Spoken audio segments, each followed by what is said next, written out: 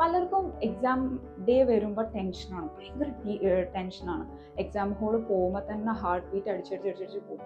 ഇപ്പോൾ ഇത് ചെയ്ത ഒരാൾ എക്സാം ഹോളിലേക്ക് പോകുമ്പോൾ എങ്ങനെയാണെന്ന് വെച്ചാൽ, ആ 3 hour എക്സാം എന്ന് പറയുന്നത് നമ്മുടെ ലൈഫിൽ ഏറ്റവും ഇമ്പോർട്ടൻ്റ് ആണ്. നമ്മുടെ ലൈഫിലെ തന്നെ ഒരു ടേണിംഗ് പോയിന്റ് ആണ്. അപ്പോൾ പഠിക്കാനുണ്ട്, അത്തരം ടാർഗറ്റ് തീർക്കാനുണ്ട്, ഡേയ്സ് ഇത്രയേ ഉള്ളൂ, ഇങ്ങനത്തെ കുറേ സ്ട്രെസ്സിലായിരിക്കും. അതിൽ നിന്നൊക്കെ ഒരു പോസ് ആയിരിക്കും ഈ ബ്രീത്ത് ഇൻ ബ്രീത്ത് ഔട്ട്. ഏറ്റവും കാമായിട്ട് തോന്നാറുള്ള പ്ലേസ് എന്ന് പറഞ്ഞാൽ സം ഹിൽ ഏരിയാസ് ഒക്കെയാണ്. എനിക്ക് ഭയങ്കര റിഫ്രഷ് ഫീൽ ചെയ്യാറുണ്ട്. സെൽഫ് ടോക്കിൻ്റെ ഇമ്പോർട്ടൻസ് എന്ന് വെച്ചാൽ, നമ്മളെ തന്നെ നമ്മൾ അഷ്യൂർ ചെയ്യുകയാണ്, നമ്മൾക്ക് തന്നെ കോൺഫിഡൻസ് കൊടുക്കുകയാണ്. അതിന് വലിയൊരു മോട്ടിവേഷൻ എനിക്ക് എവിടെയും കിട്ടാനില്ല. നമുക്ക് വന്നിട്ട് പേപ്പർ തരുമ്പോൾ ഞാൻ ആ പേപ്പർ എൻ്റെ കയ്യിലെടുക്കും. അതെൻ്റെ കൂൾ ഓഫ് ടൈമാണ്. ആ കൂൾ ഓഫ് ടൈമിൽ ആ 15 minutes ഉണ്ട്. നല്ല കോൺഫിഡൻ്റ് ആയിട്ടായിരിക്കും ഞാൻ ആ എക്സാം എഴുതുന്നത്. എക്സാം എങ്ങനെ ആയിക്കോട്ടെ, ഞാൻ ആ 3 hours സ്ട്രോങ് ആയിട്ട് തന്നെ ഇരിക്കും. എനിക്ക് ആദ്യം കോവിഡ് വന്നതിൻ്റെ ശേഷം പിന്നെ ന്യൂമോണിയ ഫസ്റ്റ് സ്റ്റേജ് ആയി. ഡോക്ടേഴ്സ് എൻ്റെ അടുത്ത് അഡ്മിറ്റ് ചെയ്യണമെന്ന് പറഞ്ഞു. ഞാൻ സമ്മതിച്ചില്ല.